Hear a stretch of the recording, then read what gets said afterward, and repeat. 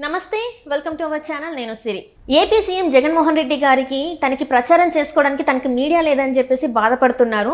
అయితే మరి ఇప్పటివరకు తను ఏ మీడియాలో ప్రచారం చేసుకున్నారు, ఏంటి అసలు ఎందుకు తన మీడియా లేదు అని చెప్పి బాధపడుతున్నారు. ఈ అంశం మీద చర్చించడానికి మనతో పాటు ఉన్నారు ప్రముఖ సీనియర్ జర్నలిస్ట్ సిఎస్ రావు గారు. నమస్కారం సార్. నమస్తే సిరి. సార్, ఇప్పుడున్న పరిస్థితులలో చూస్తుంటే ఏపీ సీఎం జగన్మోహన్ రెడ్డి గారికి మీడియా లేదంట. ప్రజలు మాత్రమే మీడియా అంటే వీళ్ళే ప్రచారకర్తల్లాగా వ్యవహరించాలని చెప్పేసి అంటున్నారు.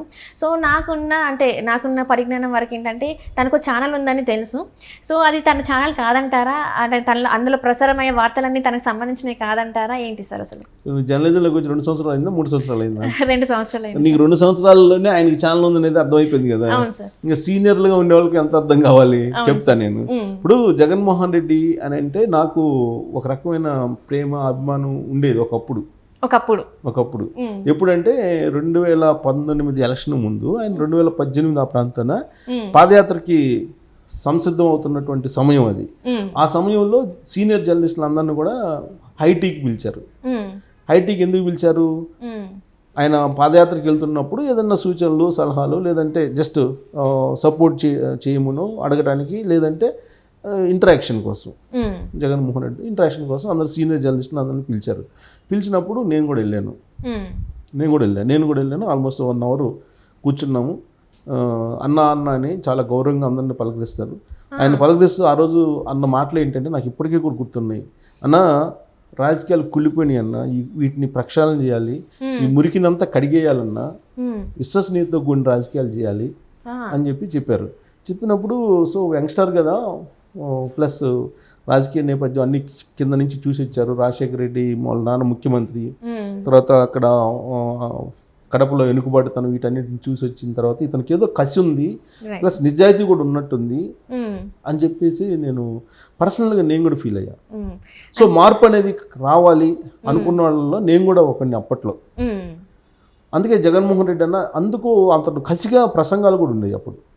సో అక్కడ ఆయన పాదయాత్ర సందర్భంగా ఆయన ప్రజల్లోకి వెళ్ళటం, ఆయనతో మమేకం అవటం, వాళ్ళకి హామీలు ఇవ్వటం, ఇవన్నీ చూసిన తర్వాత జగన్మోహన్ రెడ్డి చాలా చెప్పిన మాట మీద ఆడిన మాట తప్పకుండా, మడిమని తిప్పని మాట తప్పనటువంటి వంశం నుంచి వచ్చాడు అని చెప్పేసి అప్పుడు అందరూ ప్రచారం చేసేవాళ్ళు. నిజమే కదా, మాట తప్పకుండా మడిని తిప్పకుండా రాజశేఖర రెడ్డిని మరిపించేలాగా పరిపాలన చేస్తాడని చెప్పేసి భావించిన వాళ్ళలో నేను కూడా ఉన్నా. అంటే జర్నలిస్టులు మేమంతా వెళ్ళాం. ఆల్మోస్ట్ ఒక 20-25 మంది దాకా మేము ఆయనతో ఇన్ఫ్లుయెన్స్ కావటం కాదు, ఆయన అంతకుముందు తెలియదు కదా మాకు. ఇప్పుడు అంతకుముందు పరిపాలన తెలియదు జగన్మోహన్ రెడ్డిది. తను కసి ఎలా ఉంది, తను ఏమనుకుంటున్నాడు అనేది చాలా స్పష్టంగా ఆయన చాలా ఫెయిర్గా చెప్పారు. చెప్పినప్పుడు సహజంగా ఏమనుకుంటాం మనం, నిజాయితీ అబద్ధాలాడ్డు నిజాయితీ చేయాలనుకున్నాడు, ఏదో కసి ఉంది ఇతనిలో, మార్పు సమాజంలో మార్పు తీసుకురావాలని కసి ఉంది అనేది జనరల్గా భావిస్తాం కదా. సో మార్పు కోరుకోవాలి, మార్పు రావాలని కోరుకునే వాళ్ళు జర్నలిస్టులు ముందుంటారు.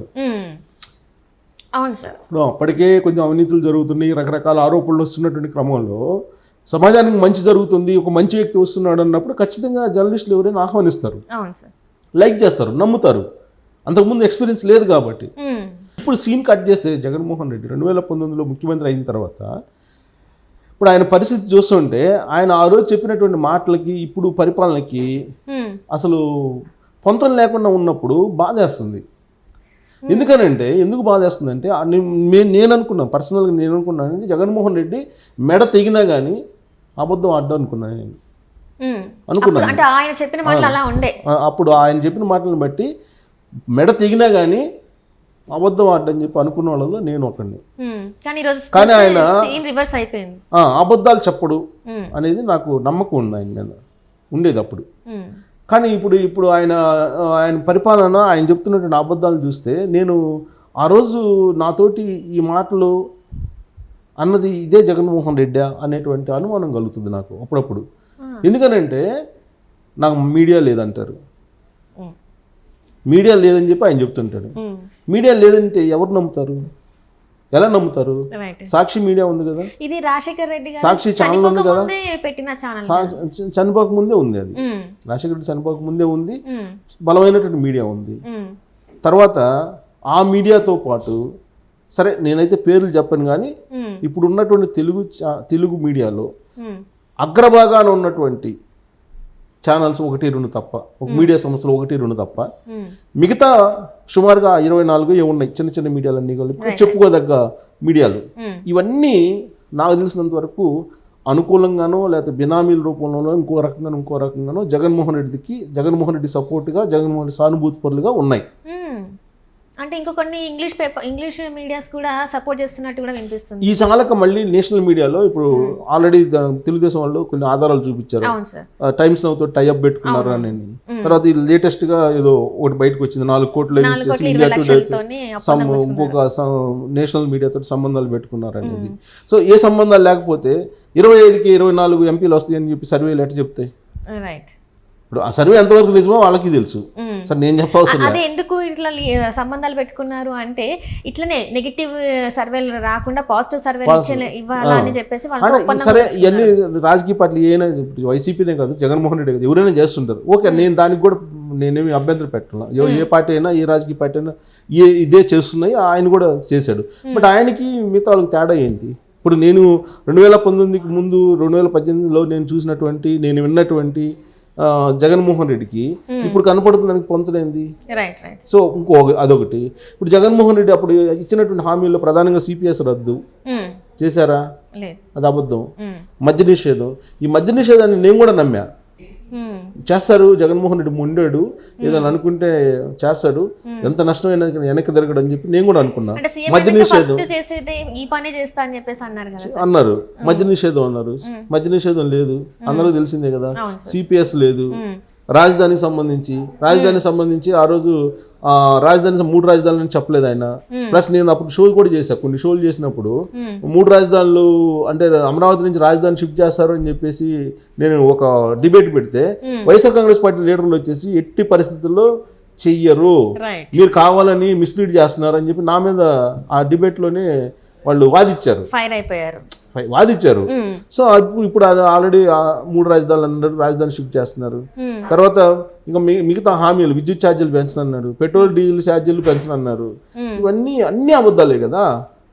అసలు నేను ఊహించినటువంటి జగన్మోహన్ రెడ్డికి ఇప్పుడు కనపడుతున్న దానికి సంబంధమే లేదు.